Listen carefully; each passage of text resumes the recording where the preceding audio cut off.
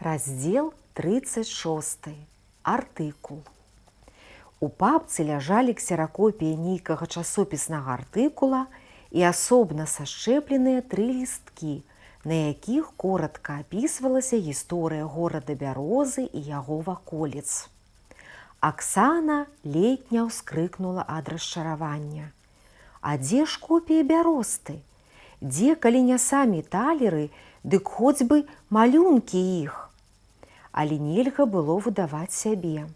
Яна ж робіць заданне на лета, а для задання матэрыялу тут сапраўды больш, чым дастаткова. Дзяўчынка пачала чытаць артыкул і захапілася. Нават выпісала пачатак, каб паказаць потым сябрам. Мінула амаль 180 гадоў, як скончылася інтэрвенцыя французаў у Расію. Гэтая тэма ў гістарычнай літаратуры лічыцца найбольш распрацаванай. Тым не менш, пра скарбы, вывезеныя французамі з Масквы, не перастаюць спрачацца і сёння. У перыядычным друку легенда пра скарб Напалеона атрымала права грамадзянства нароўні з агульнапрызнанымі ордэна тампліераў у Францыі, інкаў у Паўднёвай Амерыцы, англійскіх піратаў у Карыбскім моры, нацыстаў Гімлера у Штырыйскіх Альпах і іншымі. Склалася думка, што скарбы ёсць. Яны вялізныя і шукаць іх трэба ў межах Беларусі. Хапае і энтузіястаў. На працягу некалькіх гадоў арганізаваныя брыгады і адзіночкі вялі пошук у Сямлёўскім возеры, бліз Вязьмы. У возеры каля гарадскога пасёлка Крупкі, на рацэ Бярэзіна і нават у Літве. Раён пошуку пашыраецца да няпэўнасці, але энтузіязм не згасае. Шукаюць зімой і летам. З'явіліся элементы авантурызму. Газетныя нататкі пра скарб Напалеона выразаны амаль ва ўсіх бібліятэках Мінска, уключаючы і бібліятэку імя Леніна. Ствараюцца новыя брыгады, з'яўляюцца новыя версіі, расце нездаровы ажыятаж. Але ніхто як след не ведае, на што можна разлічваць пры ўдачы і дзе яе шукаць. Аўтамабілі з маскоўскімі нумарамі ўсё яшчэ і сёння круцяцца кожнае лета каля Аршанскіх і Барысаўскіх азёр. Усім карціць знайсці скарб з золатам і срэбрам. Пошукі пастаўлены на навуковую аснову. З кожнага возера бяруць пляшку вады і на спектраскопах у Маскве правяраюць наяўнасць атамаў золата і срэбра. Дзе яго больш, там абавязкова павінен быць скарб. Далей ішоў раздзел пад загалоўкам «Легенды пра скарбы». Адна з легендаў была ўжо знаёмая Аксане. Французскі афіцэр пахаваны ў паплавах разам з рускімі салдатамі. Пазелянелая медная пласцінка, 2 талеры іспанскага чакана, кавалак бяросты з крыжыкам унізе і слова «клад». І гэтая загадка пакуль не разгадана, канчаўся раздзел. Зямля умее хаваць свае таямніцы. Дзяўчынка звярнула ўвагу, што ў артыкуле чамусьці ні слова не сказана. А дзе цяпер гэтыя 2 манеты і копія Бяроста? Скажыце, парушыла яна цішыню, хто аўтар гэтага артыкула? Я, адказаў загадчык. Можна вас папрасіць? Пакажыце, калі ласка, мне талеры, пра якія пішаце ў сваім артыкуле, і копію Бяросты. Загадчык не здзівіўся. Ён развёў маленькімі скалечанымі рукамі. З вялікай радасцю паказаў бы, але няма. Як няма? Сумелася Аксана. Так, на вялікі велізарны жаль. Усё знікла ў вайну. Што згарэла, што прапала, што немцы вывезлі. Няма. Але тата казаў, у вайну знік усяго 1 талер, а другі і копія Бяросты захоўваюцца ў архіўным музеі. Ваш тата памыліўся, спакойна паведаміў загадчык. Ваш тата археолог і проста не ведае ўсіх дэталяў. Гэтыя манеты, копіі, экспанаты, звязаныя са скарбамі. Цяжка, скажу вам, зберагчы такія рэчы нават у архіўным музеі. Вы ж самі чыталі. Газетныя нататкі, і тыя выразаюць па ўсіх бібліятэках. Загадчык гаварыў спакойна і глядзеў на дзяўчынку з прыязнасцю. Але Аксана ўжо не сумнявалася. Ён хлусіць ёй. Ён проста не хоча нічога паказваць. Яму трэба, каб як найменш людзей ведалі пра гэтыя талеры. Раздзел 37. Сева. Пачуўся стук у дзверы. «Калі ласка», – сказаў загадчык. Аксана сядзела на другім баку стала за шафаю, адкуль не магла бачыць дзвярэй і таго, хто зайшоў у кабінет. Але па твары загадчыка яна зразумела. Госць быў непажаданы. «Я ж прасіў перш званіць, а тады прыходзіць», – рэзка сказаў загадчык і скасавурыўся на Аксану. «Тэлефон быў заняты», – адказаў наведвальнік. Які знаёмы голас! Аксана асцярожна выглянула з-за шафы і адразу ж падалася назад. Ёй захацелася забіцца ў самы куток. Вось дык сустрэча. Чэрвеньскі знаёмы. Сева. «У мяне тут людзі», – сказаў, нібы папярэджваючы Севу загадчык. «І да Аксаны. Вы скончылі? Усё выпісалі?» Яму яўна хацелася, каб Аксана зараз сабралася і пайшла. Але дзяўчынка ў адказ адмоўна хіснула галавою.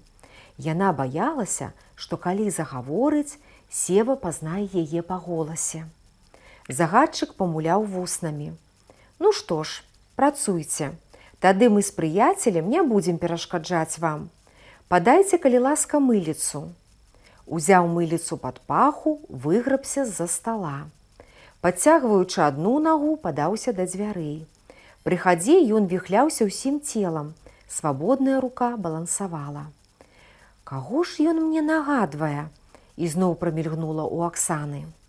Дзяўчынка сядзела як на цвіках. Раптам ёй здалося, што яна чуе галасы. Так і ёсць. Загадчык, выходзячы ў калідор, пакінуў дзверы на шчылінку прыадчыненымі. Аксана паднялася і асцярожна на дыбачках падышла бліжэй. Кожную хвіліну яна гатовая была кінуцца назад за шафу. Калі зойдуць, убачаць, прыдумаю што-небудзь.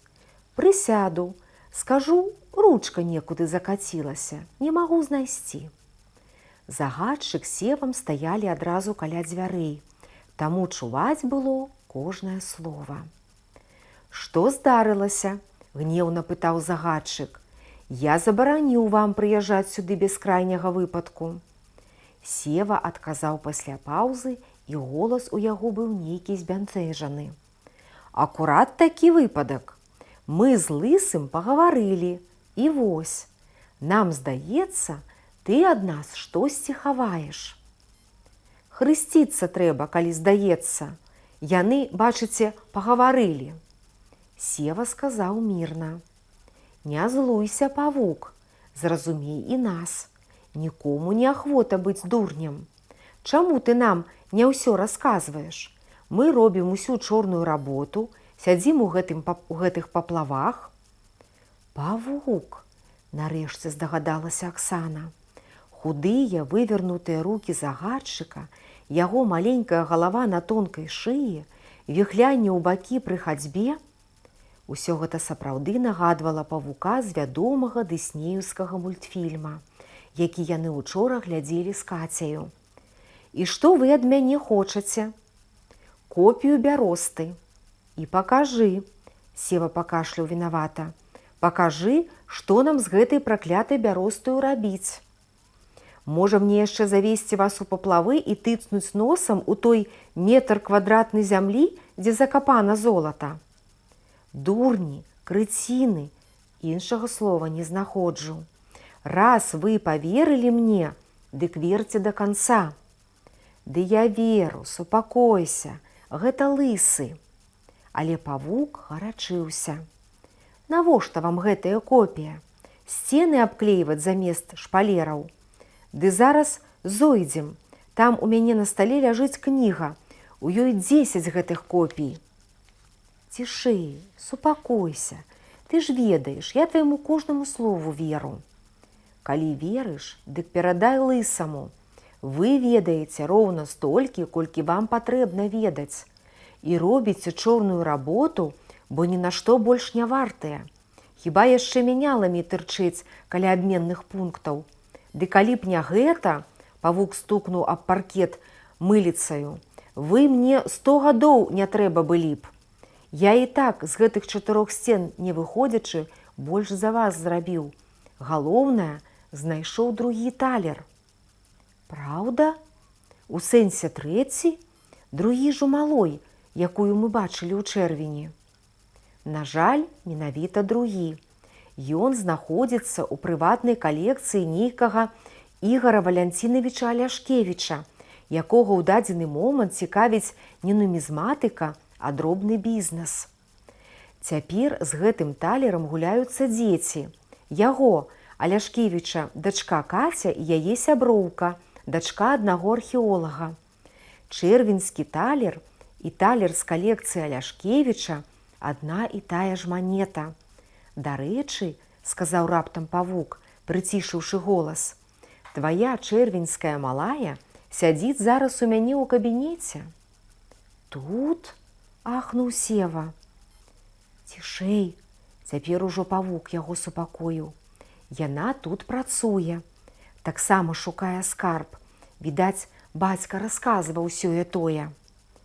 У Аксаны за дзвярыма аж задрыжэлі каленкі. І ўсё ж яна, бы загіпнатызаваная усёведаннем гэтага павука, не магла крануцца з месца. Але ты адкуль ведаеш? Спытаў Сева акурат тое, што найбольш цяпер хацелася пачуць і Аксане. Усё проста. У адрозненне ад вас з лысым у мяне ёсць крыху розуму і назіральнасці. Нядаўна выступаў у школе, дзе вучыцца гэтая малая. У настаўніцкай, у разгорнутым класным журнале выпадкова ўбачыў прозвішча Аляшкевіч. Яно мяне зацікавіла. Быў такі вядомы гісторык. Распытаў іхняга завуча, што Каця з кім сябруе, што за бацька ў яе. Папрасіў тэлефончык, увечары пазваніў, узяў на пушку. Так і так, архіўны музей хоча набыць у вас талер. Ёсць, кажа, талер, толькі я падараваў цяпер дачцэ, а дачка падаравала сваёй сяброўцы. А тут і вы з вашымі звесткамі пра чэрвеньскую малую. Вось і ўсе праблемы. Талер у яе, рашуча сказаў Сева.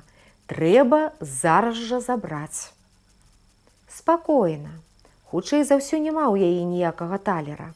А калі і ёсць, дзяцей крыўдзіць нельга. Яе бацька паехаў учора ў экспедыцыю. Яна жыве цяпер у сяброўкі, у Аляшкевіча, значыць. Там будзе і талер. Вам давядзецца размаўляць непасрэдна з гаспадаром. Сёння ж з лысым матайце да гэтага Аляшкевіча на кватэру. Рабіце, што хочаце. Але каб талер заўтра-паслязаўтра быў у мяне.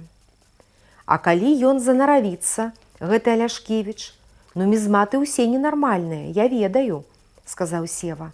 Трасуцца за кожную сцёртую капеечку. Паабяцайце добрыя грошы. Мне вас нават гэтаму вучыць трэба. Прыгразіце. Вы ж рэкет, а ў яго бізнес. У крайнім выпадку, калі пачне ўпірацца, абмяняйце яго талер на наш.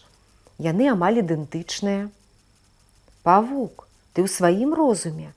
Аддаць яму адзіны талер, а калі ў яго фальшыўка? Рабіце тое, што вам загадана. Тут галоўнае не талеры. Разумнаму чалавеку дастаткова толькі патрымаць іх у руцэ. Карацей, так і быць. Дастаньце мне манету, і я скажу, у чым справа. Добра. Сева памаўчаў, тады нібы ўспомніў штосьці. Але калі ты круціш? Ды вы без мяне Чурбакі, злосна сказаў павук. Запомніце, калі задумалі рабіць штось самі, усё прапала. Добра, добра, я ж нічога. Гэта лысы ўсё, ільсціва загаварыў Сева. Кажа, павук дурыць нас, не паказвае бяросту. Мы нават у гарадскі краязнаўчы музей з'ездзілі.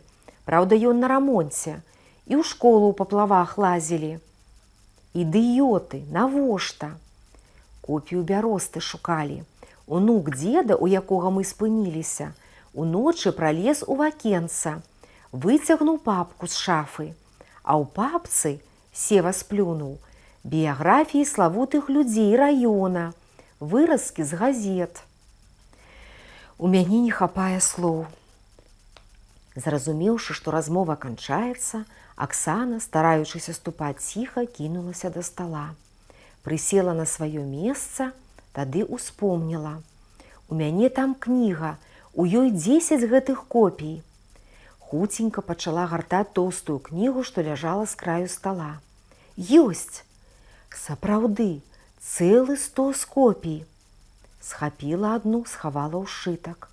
І своечасова. Зачыніліся дзверы, прыклыпаў загадчык. Не даюць працаваць, паскардзіўся ён Аксане. Гэта студэнт-завочнік, збірае матэрыял для аўтарэферата. Ну, а ў вас што, усё выпісалі? Не яшчэ. Я рады, што мой артыкул так вас зацікавіў, сказаў загадчык. Аднак у голасе яго вялікай радасці не адчувалася. Аксана пасядзела крыху, калі паводле яе разлікаў Сева ўжо выйшаў з музея, паднялася. Вялікі вам дзякуй. Прыходзьце яшчэ. Упэўнены, што пры такой стараннасці вы атрымаеце 5 з плюсам. Іранічна сказаў павук, праводзячы Аксану вачыма. Раздзел 38. Страта манеты. Самае крыўднае, што нельга было пазваніць, каб папярэдзіць Кацю або Ігора Валянцінавіча. Не было абанентнай карткі. Калі праз гадзіну Аксана тралейбусам дабралася з верхняга горада ў Сухараўку, яна ўбачыла, як ад пад'езда Кацінага дома ад'язджае знаёмая цёмна-сіняя Аўдзі. Спазнілася. Відаць, Каця аддала талер, які хавала за кнігамі на паліцы. Адчыніў Аксане сам Ігор Валянцінавіч. Ён быў устрывожаны. «Аксана, у цябе талер?» Значыць, Каця нічога не сказала. Не пабаялася нават рэкеціраў. Цяпер у Аксаны з'явілася надзея, што ўдасца пераканаць і Ігора Валянцінавіча. «Талер у Каці. Але, Ігор Валянцінавіч, я ўсё ведаю. Да вас толькі што прыязджалі гэтыя. Не аддавайце ім, калі ласка, талер».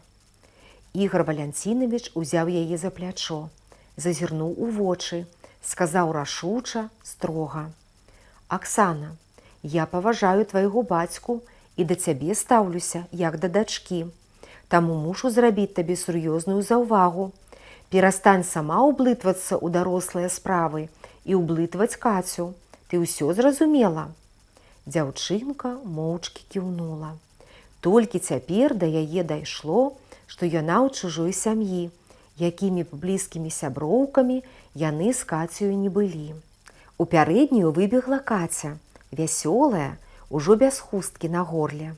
Убачыўшы засмучаную Аксану, зірнуўшы на строгі бацькаў твар, яна ўсё зразумела і таксама павесіла нос. «Вось што, дзяўчынкі, — сказаў Ігор Валянцінавіч, — буду гаварыць з вамі як з дарослымі. Я добра ведаю гэтых людзей. Калі ім штосьці спатрэбіцца, яны здабудуць гэта з-пад зямлі, любымі сродкамі.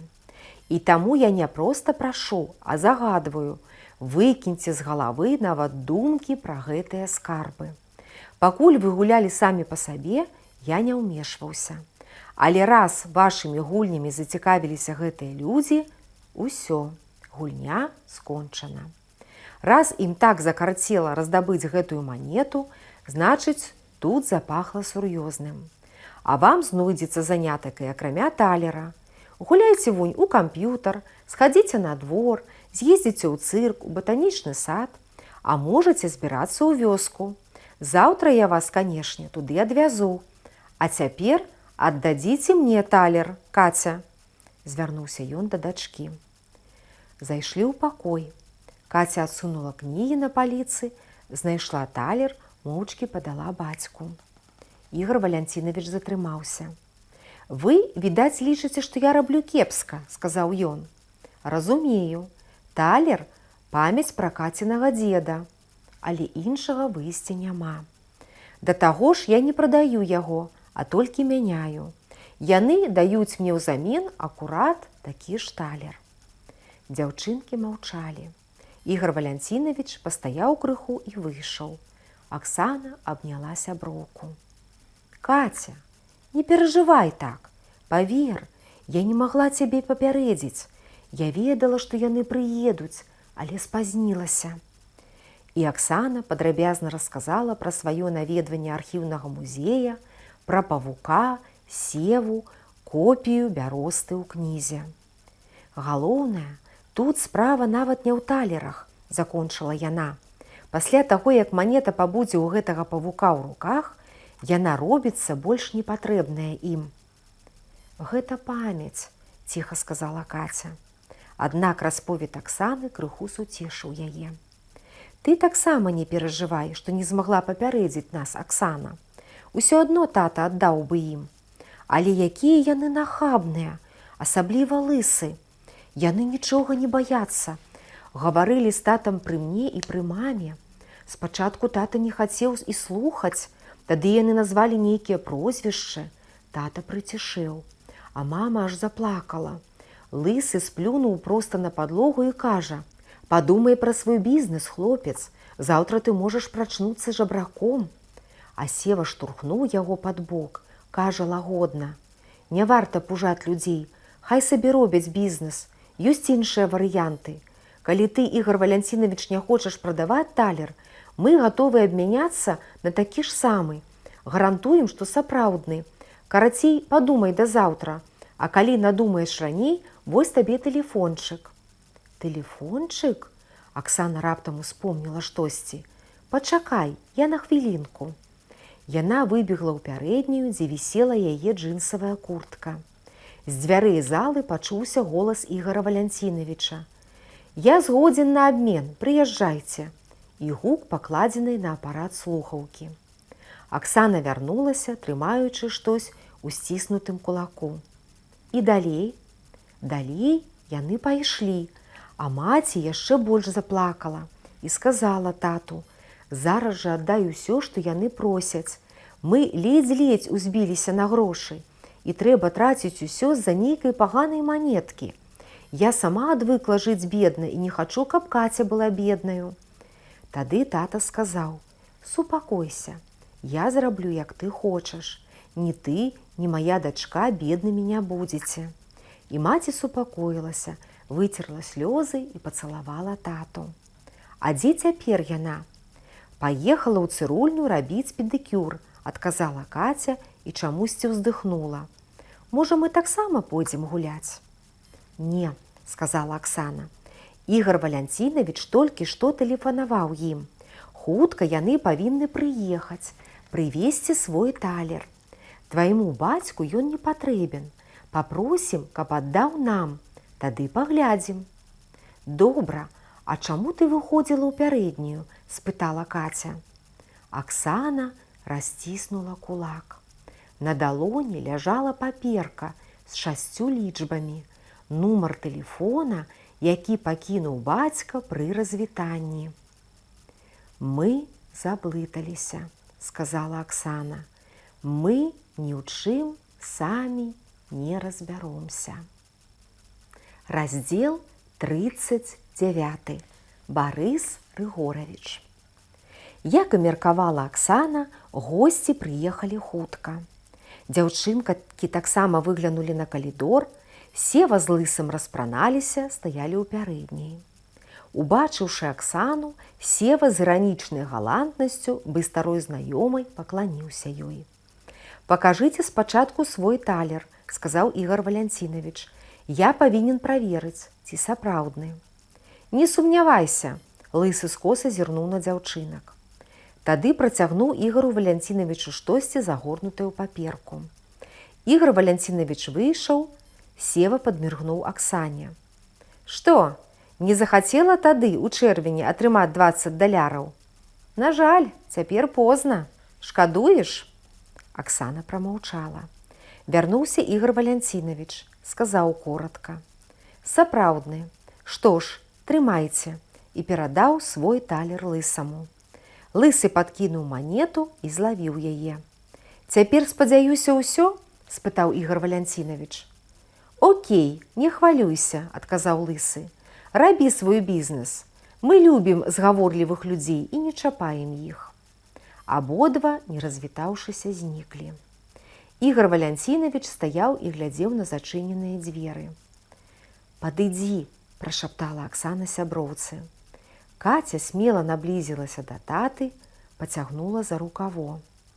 Табе патрэбен гэты талер, тата? Ігор Валянцінавіч няўцямна зірнуў на дачку. Відаць, ён думаў ужо не пра гасцей, не пра талер, а пра свой бізнес. Што? Перапытаў ён. Не, навошта мне талер? На, вазьмі, толькі трымай пры сабе. Ці мала што, раптам ім спатрэбіцца яшчэ і гэты. Не спатрэбіцца, сказала Аксана. Ігор Валянцінавіч паківаў ёй пальцам.